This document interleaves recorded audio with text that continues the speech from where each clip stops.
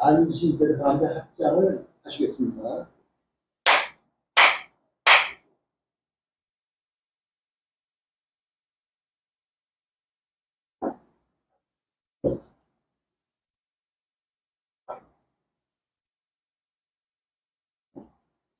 안녕하십니까.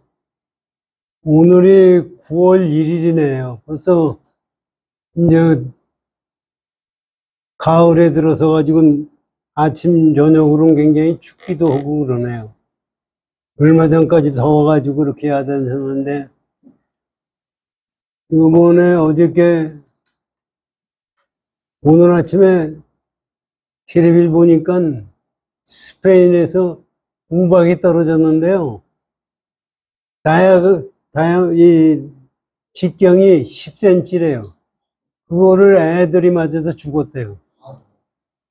그러니 우박이 10cm면 무지하게 크죠. 그거 맞아가지고 죽죠. 근데 옛날엔 그런 것이 있으리라고 생각 못 했잖아요. 근데 가만히 생각하면은 그게 누구 때문에 그게 생겼느냐 이게. 우리 자신이 그렇게 만들어낸 거예요. 지금 우리 눈앞에, 우리가 보기에는 우리 눈앞에 열리는 세상은 나하고 관계없는 어떤 절대자가 만들어준 것 같이 우리는 생각을 하거든요. 과연 그런 거냐, 이거. 우박이 지금 지구상에 홍수, 가뭄, 이루 말할 수 없는 일이 지금 다 벌어지고 있는데, 지금 과학자들은 지구의 온난화 얘기를 하잖아요. 그 온난화는 누가 만들었느냐? 인간이 그런 마음을 가지고 세상을 살다 보니까 그게 생기는 거거든요. 우리가 보면은 나의 경우는 그렇지 않고 큰 그림으로 봐서 전체로 봐서는 그런 것 같은데 내가 생각했던 것이 내 인생의 현상으로 나타난다고는 생각을 조금도 안 해요. 그래가지고 하는 생각은 어떤 절대자가 하느님이 이렇게 만들어준다고 생각을 하는 거예요. 과연 하느님이 그렇게 하는 거냐 이거. 어저께 고르바 족보가 죽었잖아요. 사실 난 그 양반을 그 양반 때문에 소련이 붕괴되고 독일이 통일되고 세계가 달라졌잖아요. 근데 그 양반이 그렇게 안 할 수도 있었는데 그렇게 했대요. 결국 그래가지고 그 양반이 쫓겨났잖아요.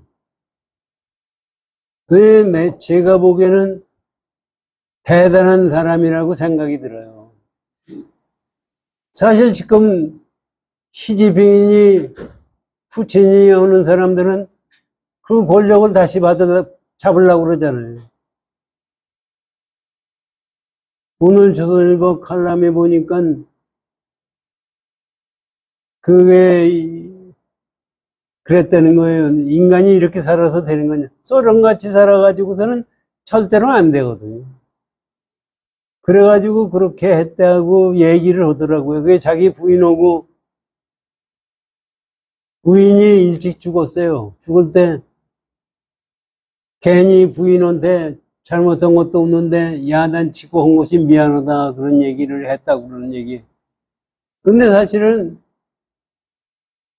절대 권력을 가지고 스탈린은 그 아버지서부터 두들겨 맞고 술주정뱅이가 됐었고 그랬는데 고바르치프는 그 아주 좋은 집안에서 태어나서 부모의 사랑을 충분히 받고 자란 사람이래요.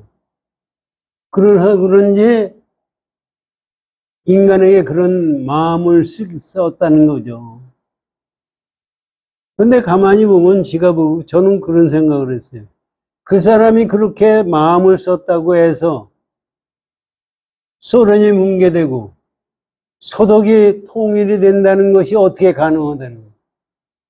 그 사람도 인간이고 나도 인간인데 내가 마음을 쓰면은 안 되고 그 사람이 마음이 있으면 되는 겁니까? 그 사람도 그 소련의 최고 권력자가 됐을 때 마음을 썼으니까 되는 거지 떨어지고 나서는 마음을 써도 안 되는 거예요. 그런데 우리 생각에는 어떤 위대한 사람이 또 절대자가 마음을 쓰면은 모든 게 다 되는 걸로 생각을 하거든요. 그게 이념법입니다. 그러니까 우리가 보기에는 대통령하고 나하고 다르죠. 그 양반은 절대성인 권력을 가졌고 나는 그렇지 못한 것 같이 생각이 듭니다. 그 절대 권력이라는 것도 그때에 의도진 것 뿐이지 그것이 영원해져 있는 거 아니거든.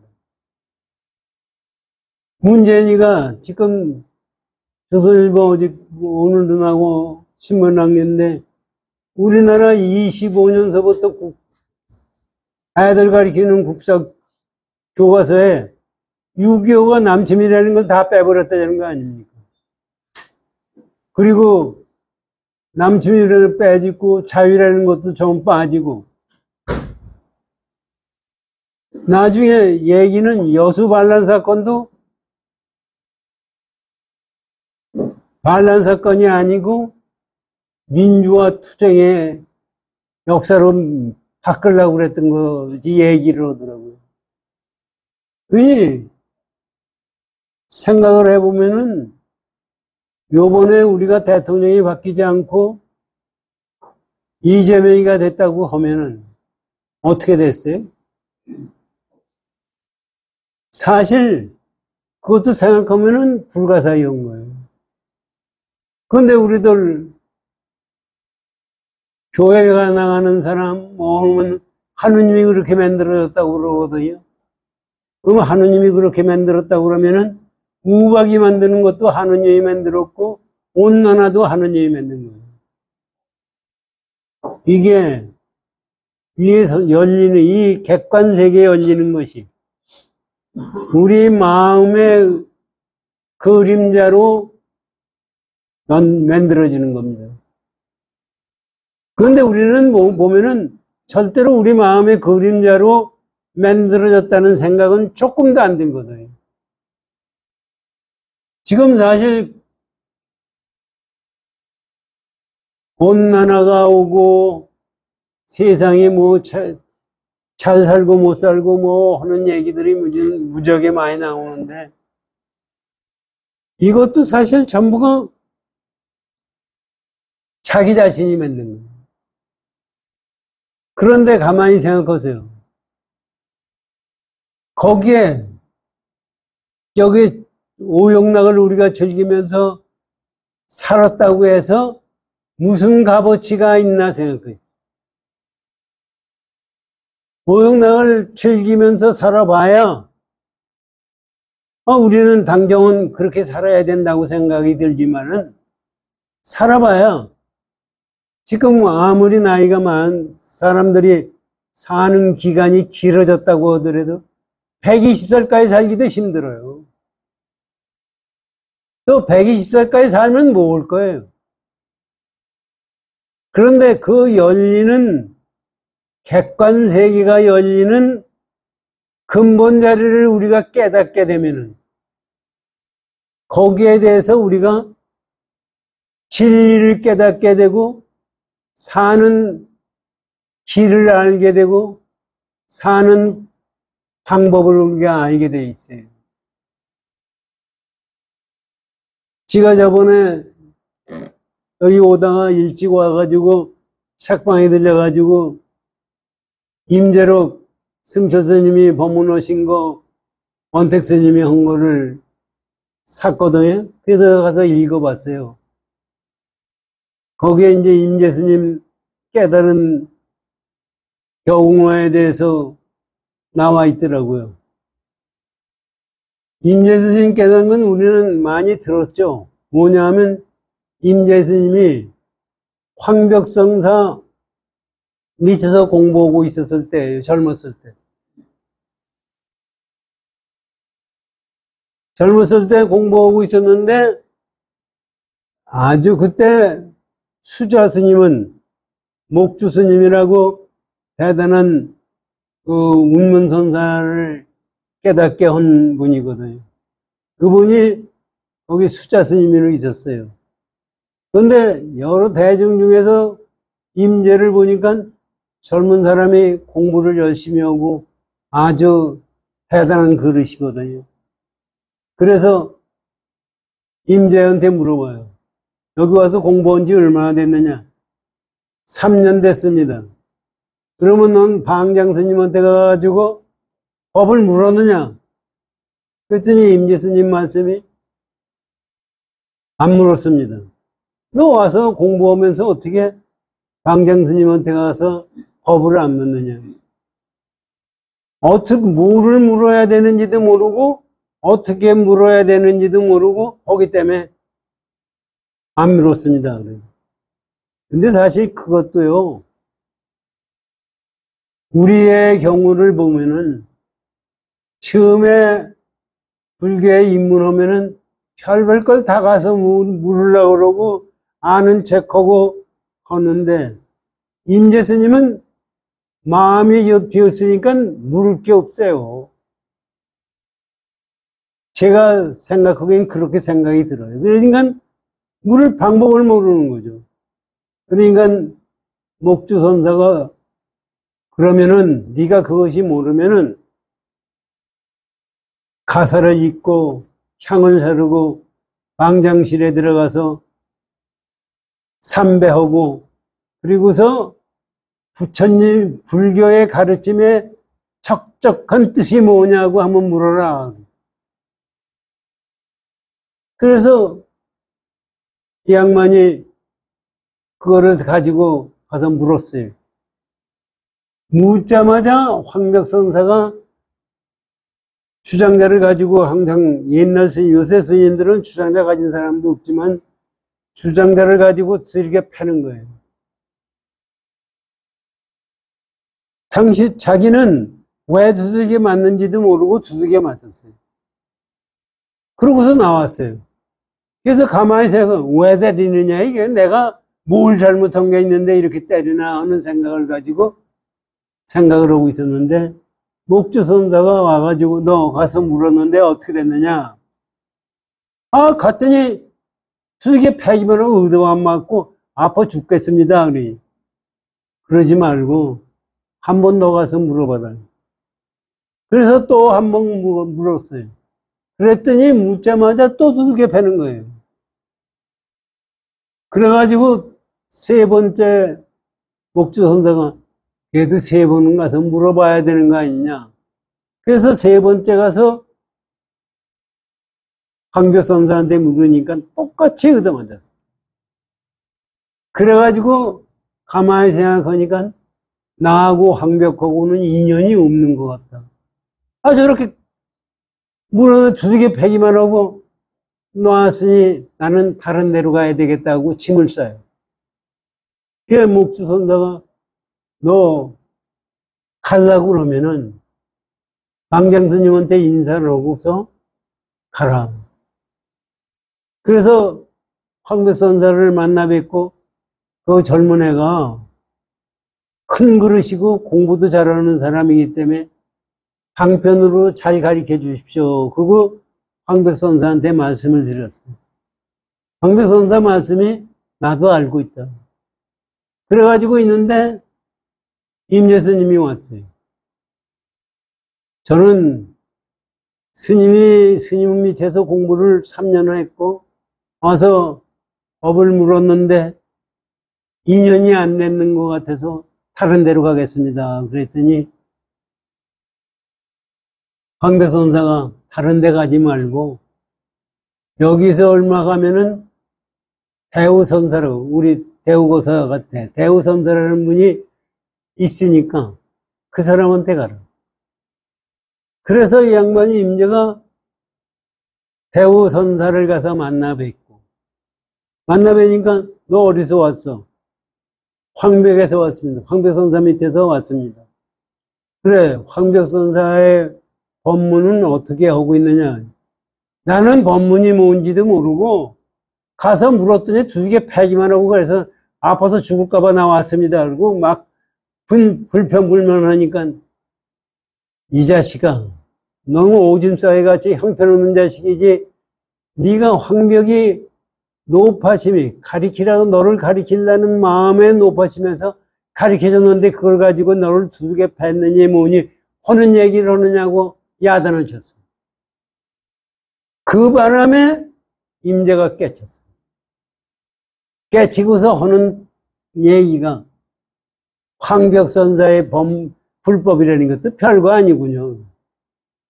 그러니까 대우 스님이, 임재 스님이 멱살을 잡고 이놈아, 네가 아까 오기 전에는 뭐가 불평이 많고 뭐고 떠들어대더니 뭘 봤다고 네가 황벽선사의 법문이 별거 아니라고 얘기했느냐. 말해보라. 그랬더니 멱살을 잡힌 상태에서 임재 스님이 대우고사의 갈비뼈 밑을 손으로 3번 내려 치더라 이러니. 그랬더니 이 양반이 하는 얘기가 네 스승은 황벽이니 내가 가르쳐 준 게 아니라 황벽이 가르쳐 줘서 네가 깨달은 거다. 그래서 황벽한테 가라. 그래 이제 여러 가지 얘기가 있는데 거기서 이제 황벽선사를 다시 만나러 가요. 그래서 황벽선사를 만나니까 이놈아 너는 왔다 갔다 하면서 언제 깨달을 거야? 그러니까 아니 큰 방정스님이 그런 큰 높아심으로 저를 가르쳐 주셨기 때문에 그 은혜를 갚을 길이 없습니다 하는 얘기. 이건 깨치기 전과 깨친 다음과가 달라지는 거예요. 거기서 황벽선사가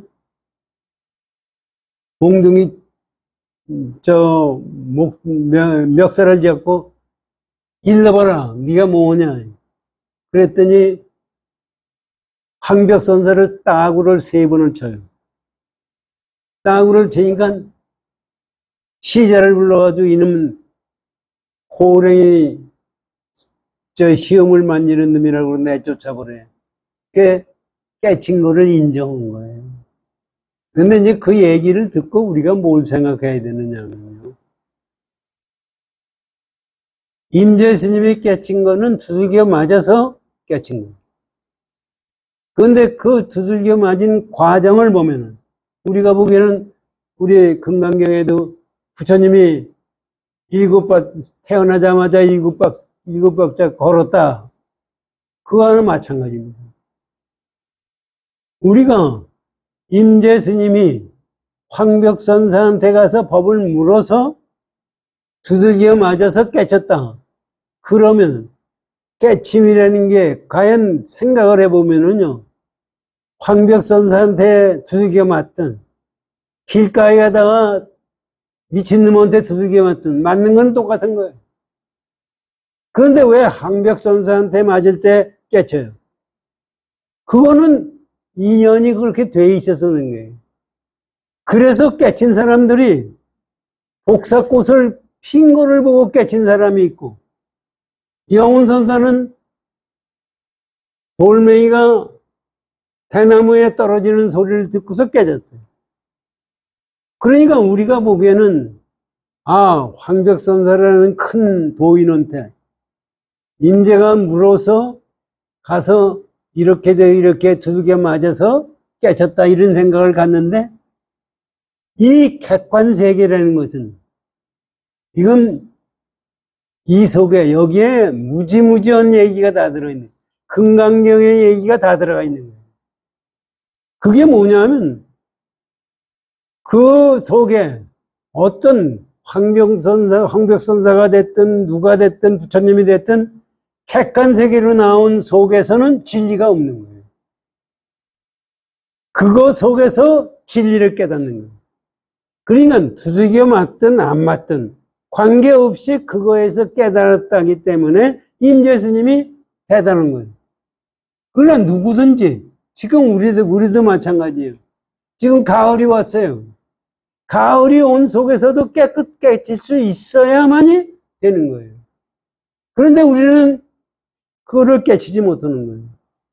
이 임재스님도 그거를 실제적으로 깨치지 못하고 네가 이걸 가만히 생각하시면 자기가 공부를 했는데 그것을 뜻이 뭐냐고 물었을 때 그 인연을 심었을 때 그것을 깨치게 가르쳐 준 것이 황벽이에요. 그러니까 꽃이 필 때 또 결혼해서 닭이 나올 때 그거 나올 때가 돼야 나오는 겁니다. 그런데 그것은 우리가 생각한 우리 자신이 지금 이걸 가지고 우리가 뭘 생각해야 되느냐 하면은 내 자신이 깨치겠다는 마음을 간절하게 가지고 있을 때 어떤 경우도 깨친다는 사실을 가르쳐주고 있다고 저는 생각이 들어요. 그러니까 우리가 금강경 5과회를 공부하면서 내가 깨치는 방법이 뭔지를 지금 그 5과회 선사들이 부처님이 말씀해 주시고 선사들이 말씀하신 것이 그 얘기다. 그래서 제가 그걸 읽고 그런 생각이 나서 말씀을 드렸습니다. 그런 생각에서 우리 금강경 5과회 공부를 하시죠.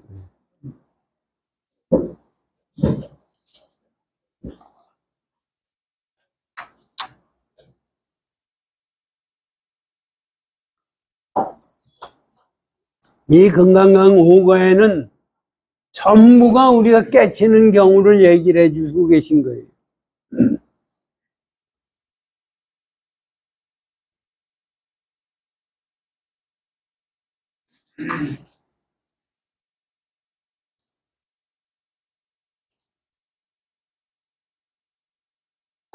사백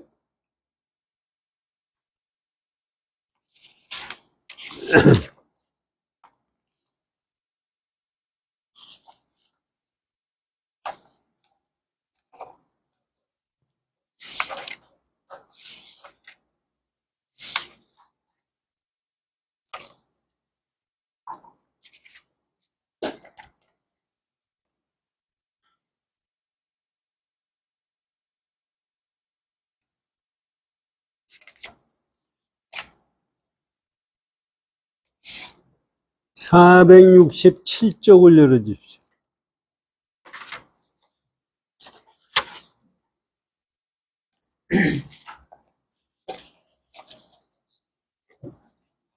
(467쪽의) 경우는 금강경 466쪽을 금강경 본문을 읽고 지난번에 공부를 한 건데 읽고 공부를 하겠습니다.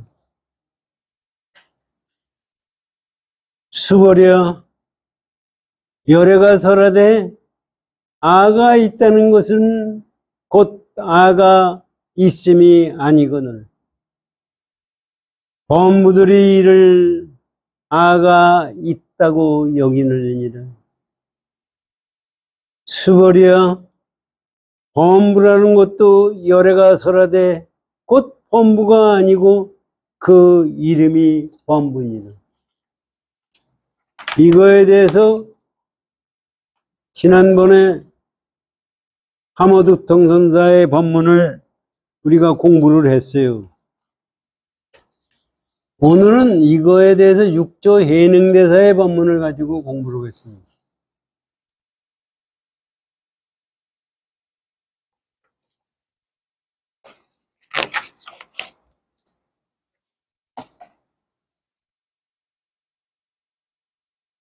육조 열애가 아가 있다고 설한 것은 차성이 청정한 상락아정의 아이니. 이게 무슨 말이냐면요. 부처님이 아가 있다는 것은 우리 중생들이 망상으로 만들어낸 아를 얘기하는 것이 아니라 우리 신여불성자리의 근본자리의 아를 얘기한 거다, 이런 얘기입니다. 그게 뭐냐면 상락아정, 이 깨침의 경지, 열반의 경지는 우리의 무상이라고 그러지 않습니까? 무상한데 항상하고, 고통스러운데 고통스럽지 낙이고, 더러운데 깨끗하고. 그래서 무상한 것이 아니고 상하고, 고통스럽지가 않고 낙이고, 무아가 아니고 아고, 더러운 것이 아니라 깨끗해서 상락아정이라고 합니다. 열반의 세계는, 부처님 깨달음의 세계는 상락아정이에요. 상락아정이라고 그러니까 어떻게 생각을 하느냐 하면요, 우리가 망상심에서 생각하는 마음을 가지고 상락아정을 생각하면은 그건 틀리는 거예요. 우리가 지금 임재스님이 황벽선사한테 두들겨 맞은 거는 뭐냐 하면은 망상심으로 가지고 진리를 물었어요. 그래서 두들겨 맞은 겁니다. 망상심을 떠난 내가 떠날 때가 지 망상심이 가지고 있는 것이 우리 객관세계고 지금 내가 가지고 있는 세계입니다. 깨달음은 뭐냐 하면 그 망상세계를 떠나야 돼요. 그러니까 또 생각을 뭘 생각하느냐면 망상은 있고 떠나는 세상이 따로 있다고 생각을 해요, 우리들은. 망상 세상에는 떠날 망상도 없고 도달할 열반의 세계도 없는 거를 얘기해 주는 거예요. 그게 상락아정이라는 것은 여기서는 시간과 공간을 떠난 속에서의 경우를 얘기하는 거지, 우리가 지금 세상 사는 그런 마음으로서 그걸 얘기하는 것이 아니다. 그게 부처님이 아가 있다는 것은 망상적인 아를 얘기한 것이 아니다 하고 지금 6조 해능대사가 말씀해 주시는 거예요. 자, 보세요. 열애가 아가 있다고 설한 것은 차성이 청정하다는 건 뭡니까?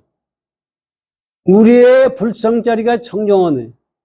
청정한 건 깨끗하다는 건데 깨끗한 게 뭐예요? 청정하다는 게 뭐예요?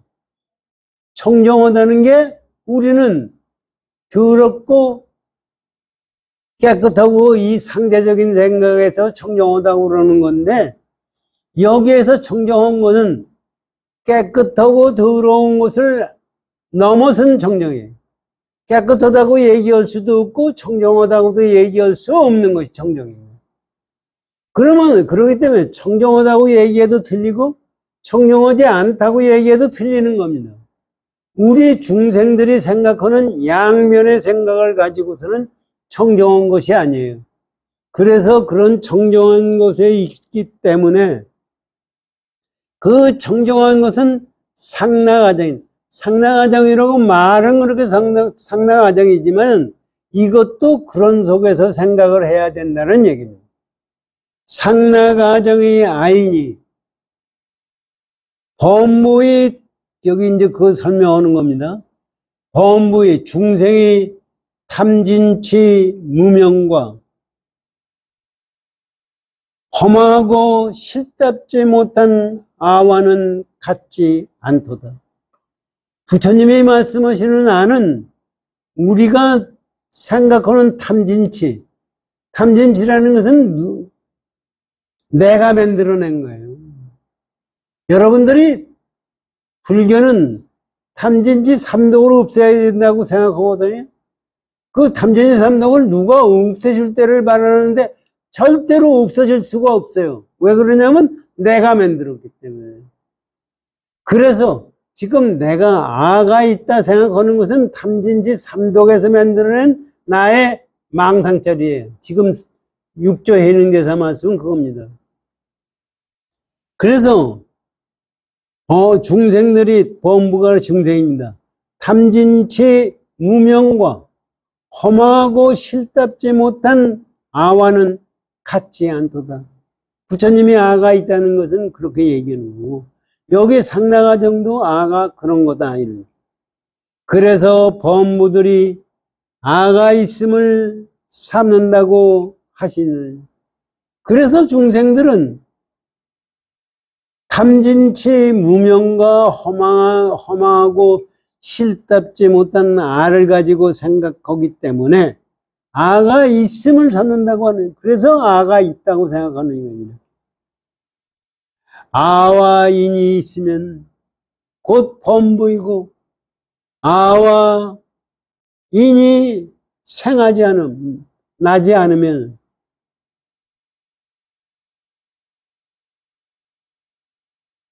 곧 범부가 아니며 마음에 생멸이 없으면 마음에 생하고 멸하는 것이 없으면 곧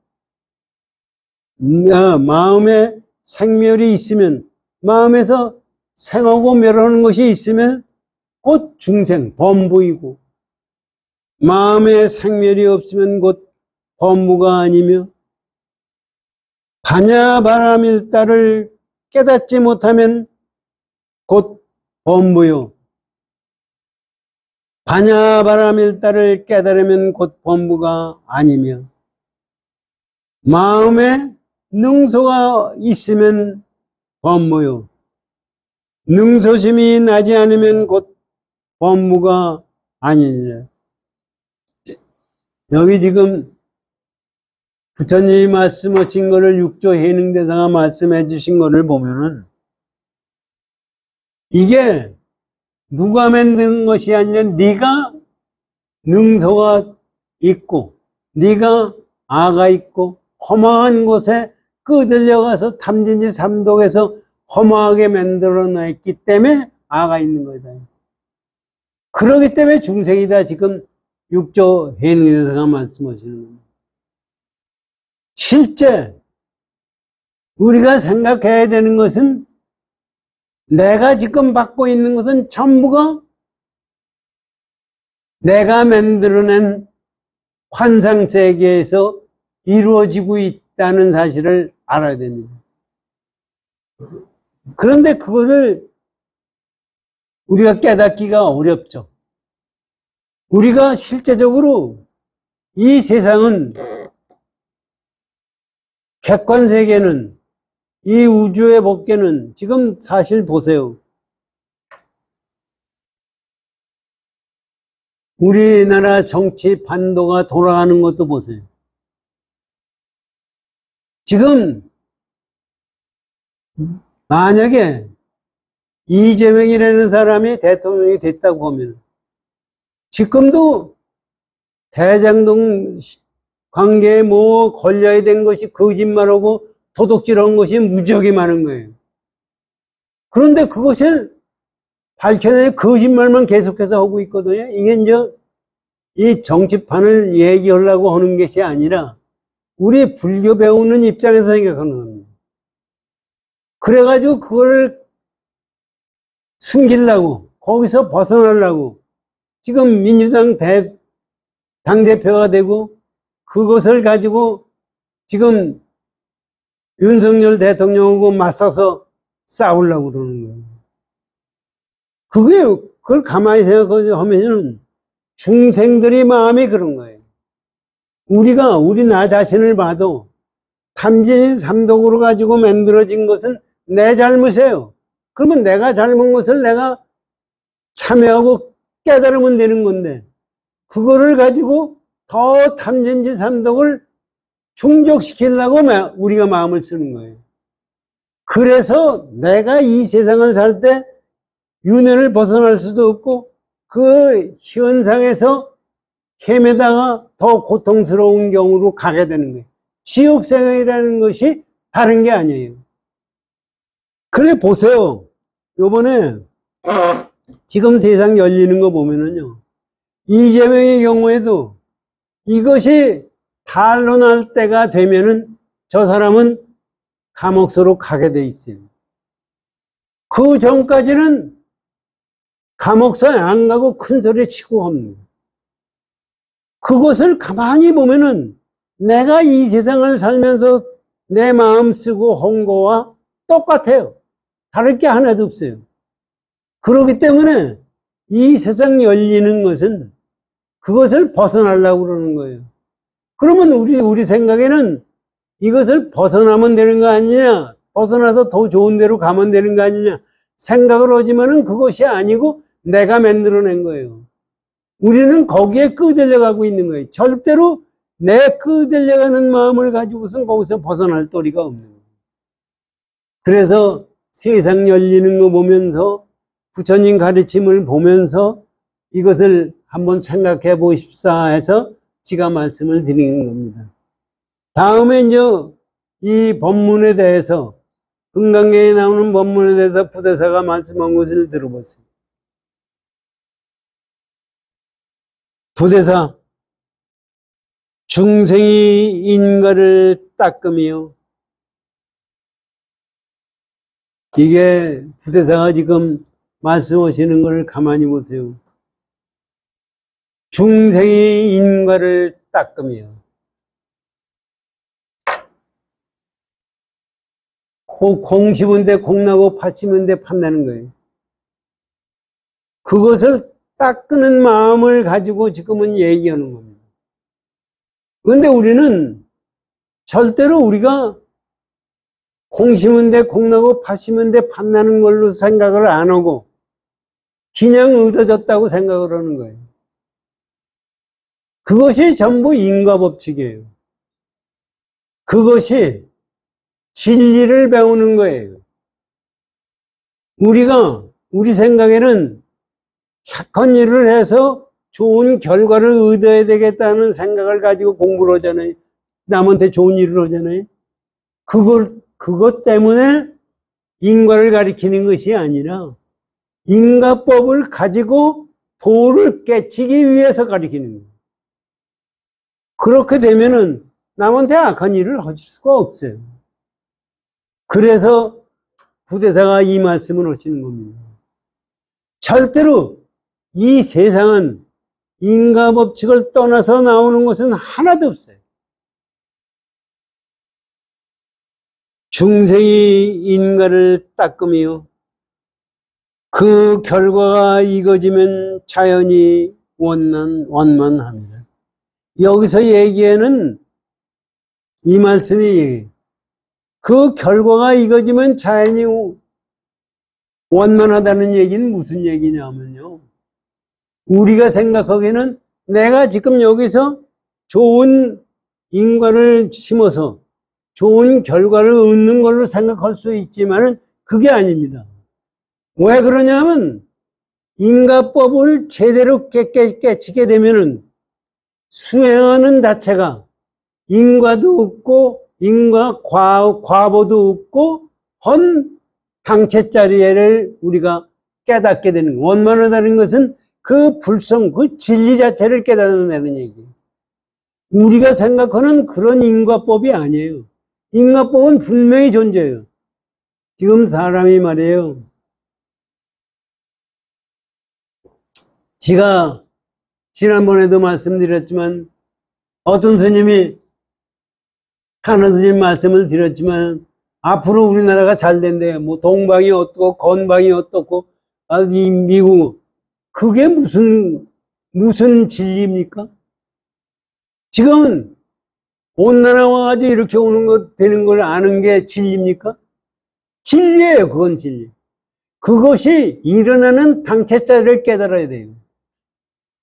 그런데 우리들은 지금 여기서 이렇게 하니까 세상이 좋은 세상이 와가지고 내가 후천 세계에 좋은 세상에 가가지고서 공부를 하고 뭐 편하게 그런 세상은 와도 끊어지게 돼 있어요. 그래서 지금 여기서 부대사가 인과를 가지고 공부하는 것이 원만하게 된다는 세계는 그것을 가지고 내가 얻는 것이 아니라 내가 만들어서 전부가 이루어진다는 사실을 깨달으면 진리대로 사는 거예요. 그게 상랑화장입니다. 그래서 원난함이니라. 보세요. 법의 배로서 자연이 건너게 되니. 이게 사실 이 양반이 부대사가 대단한 분입니다. 법의 배로서, 법의 배라는 게 뭐예요? 지금 우리가 깨침의 경지를 가려고 우리가 못 알아들으니까 이런 얘기예요. 깨침의 경지를 가려고 그러면 이 중생세계에서 깨침의 경지를 가려고 그러면 배를 타든지 비행기를 타든지 로켓을 타든지 가야 될 거 아닙니까? 그런데 부대사가 말씀하시는 건 뭐냐면 진리의 배를 타라 이거예요. 진리의 배가 어디 있어요? 진리스럽게 살아라 이거예요. 진리스럽게 살면은 거기 나도 없고 나도 없고 너도 없고 중생도 없고 수자상도 없는 거예요. 그 속에서 사는 거예요. 그것이 배라고 비유를 한 겁니다. 그래서 법의 배로서 자연이 건너 법의 진리대로 살면은 자연이 깨달음의 경지를 가게 되니 하필 남이 이끌어주기를 바라겠느냐. 그런데 우리는 전부가 남이 깨달아주기를 바라는 거예요. 부처님이 나를 깨달아 주시겠지. 관세음보살이 나를 깨달아 주시겠지. 여호와 하느님이 나를 천당으로 가게 돼 있지. 전부가 우리는 객관세계가 어떤 심역에서 나를 가지고 데려가리라고 생각을 하는 거예요. 그래서 우리가 아까도 말씀드렸지만 임재스님이 황벽선사한테 두들겨 맞았을 때 깨졌다고 생각을 하는데 사실은 그게 아닙니다. 그 속에서 내가 깨달으려는 마음을 가졌을 때 깨달은 거예요. 그거를 지금 말씀해 주시고 있는 거예요. 그게 남이 깨쳐주는 게 아니에요. 부처님이 깨쳐주는 것도 아니고 너는 누가 선지식이 조사스님이 깨쳐주는 것도 아닙니다. 하필 남이 이끌어주길 바라겠는가? 흡사 고기 잡는 사람이 고기를 잡으면 통발을 잊은과 같으니 이게 통발을 가지고 고기를 잡잖아요. 고기 잡으면은 그거 고기 잡으면 그만이지 그 통발을 가지고 뭐예요? 지금 금강경에서도 부처님 법은 뗏목과 같아서 이거 앞에 나오잖아요. 뗏목과 같아서 피 안에 도달하면 뗏목을 버려야 돼요. 뗏목이 왜 필요한 거예요? 뗏목은 이 지역에서 깨달은 지역을 가기 위해서 필요한 것이 뗏목이에요. 그러면 뗏목을 타서 부처님 그거 나오잖아요. 뗏목을 타고 갔으면은 가서 도착해서는 뗏목을 버려야 돼요. 그러니까 거기에는 뭐를 나다 너다 하는 것도 없고 버려야 깨달을 진리도 없고 그것을 없는 공돌이를 깨닫는 거다. 지금 그런 얘기입니다. 이게 참 만약에 열애가 중생을 제도한다고 하면 종례로 몇 개의 배나 건너주겠는가? 이게 참 보세요. 만약에 요걸 한번 잘 생각해요. 만약에 부처님이 나를 건너준다고 하면은 부처님 배는 몇 개가 필요한 거예요? 중생 무변 서원도예요. 중생들이 무지하게 많은 그 숫자만큼 배가 있어야 돼요. 그렇기 때문에 숫자라는 자체는 있는 것이 아닙니다. 그래서 제가 항상 얘기하잖아요. 숫자는 0에서부터 시작이 됐어요. 0에서 시작이 됐는데 숫자가 시작이 보면 참 묘한 거예요. 숫자가 0에서부터 시작이 됐는데 숫자에다 0을 곱하면 0이에요. 없는 거예요. 그러면 무한대라는 것은 있는 거예요? 무한대라는 것도 실제적으로 없는 거예요. 그렇기 때문에 있는 거를 유의법을 공으로 관찰했을 때 무한대가 되고 공이 되는 거예요. 거기서 우리가 여태까지 금강경에서는 공을 얘기하는 거예요. 공을 깨달으라고 얘기해 주시는 거예요. 그래서 우리가 공을 깨달으면은 그것이 부처예요. 그것이 부처이기 때문에 우리가 그거를 모르고 자꾸 공을 유의법적으로 공을 생각하기 때문에 이런 말씀이 나오는 겁니다. 그래 우리가 이 세상을 살면서 건강해 사람이 그래요. 건강해야죠. 건강하다고 생각하는데 건강이 왜 필요한 거예요? 우리 한번 생각해. 건강이 왜 필요한 거예요? 저번에 대우고사가 우리 법회에 와서 저한테 비타민 C를 먹으라고 가르쳐 주셔서 요새 제가 비타민 C를 열심히 먹어요. 근데 비타민 C를 먹으니까 저의 경우에는 비타민 C가 무지하게 부족했던 놈인가 봐요. 설사도 아무리 먹어도 설사도 안 나죠? 빈속에 먹어도 쓰리지도 않죠? 그래서 하루에 지금 16,000cc를 먹어요. 아침에 일어나자마자 4,000cc 먹지. 점심에 4,000cc 먹지. 또 중간에 4,000cc, 4번을 4,000cc 먹어요. 그랬더니요, 지가 소화력이 나빴는데, 소화가 잘 돼요. 그리고 비타민 C만 먹어서는 안 된다고 또 유튜브에 나와 있더라고요. 이게 비타민 B100을 먹으니까 다리 근육이 지가 항상 아팠거든요. 그것이 없어졌어요. 그래서 아침에 걷고 와가지고 요가를 하는데 상당히 잘 되더라고요. 제 나이에 지금 허리를 숙여서 손바닥으로 땅을 씹을 수가 있는 사람이 몇 사람 안 될 거예요. 저는 지금 이 자리에서도 그게 돼요. 그것이 옛날에 젊었을 때도 하긴 했지만은 잘 안 되던 것이 비타민 C하고 그걸 먹으니까 그게 되더라고요. 그리고 잠도 잘하고요. 그리고 기침도 많이 줄어들었어요. 그래서 나를 이 건강법을 가르쳐 준 사람은 태우고서다. 그래가지고 다른 거 아니에요. 내가 알아서 이게 건강경 법을 합니까? 알아들은 거 가지고 얘기한 거 가지고 우리 공부하는 거 마찬가지예요. 절대로 우리 스승은 따로 있는 게 아니에요. 태우고서가 나의 스승이고 모든 사람이 다 스승이라는 생각을 가지고 우리가 공부를 해요. 그리고 건강하면 뭐라는 거냐면 건강해가지고 여기에 취해가지고 오욕락을 즐기려고 사는 게 아니라 깨침의 경지를 가려고 하는 거예요.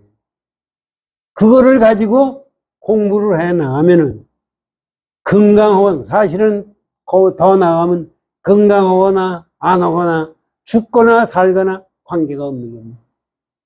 지난번에도 말씀드렸지만 죽음이라는 그 자체는 전부가 공돌이에요. 공으로 보면은 죽음이 없어요. 생도 없고 죽음도 없어요. 그것을 가지고 열심히 아침에 이제 우리가 이 세상을 살면서 열심히 정진해 나가면은 제 생각엔 그래요.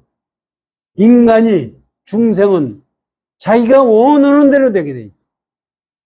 깨침을 원하면 깨침의 경지가 오게 돼 있습니다. 우리 이것을 믿고 열심히 정진을 합시다. 고맙습니다.